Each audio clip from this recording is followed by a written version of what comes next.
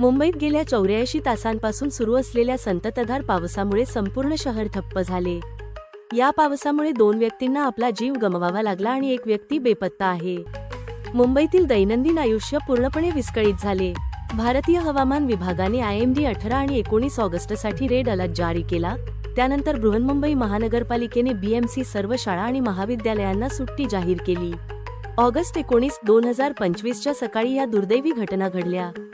पहिली घटना Nepean C रोडवर घडली. येथे एका कंपाऊंडची भिंत कोसळली. या अपघातात एका 75 वर्षीय वृद्ध चौकीदाराचा जागीच मृत्यू झाला. त्याची ओळख अद्याप पटलेली नाही. घटनास्थळी अग्निशमन दल आणि पोलिसांचे पथक तात्काळ दाखल झाले आणि त्यांनी ढिगारा हटवण्यास सुरुवात केली. पावसामुळे भिंत कमकुवत होऊन कोसळली तेव्हा चौकीदार आपल्या कामावर होता. दुसरी घटना कांजूरमार्गमध्ये घडली. येथे पावसाच्या पाण्यात वीज प्रवाह पसरला आणि एका व्यक्तीचा विजेचा धक्का बसून मृत्यू झाला. पोलिसांच्या माहितीनुसार ही घटना सकाळी घडली. त्यावेळी ती व्यक्ती पाण्यातून वाट काढत होती. मृत व्यक्तीची ओळख अद्याप पटलेली नाही.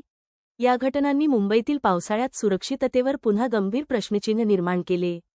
अशा घटनांना रोखण्यासाठी BMC आणि स्थानिक प्रशासनाला ठोस पावले उचलणे गरजेचे आहे.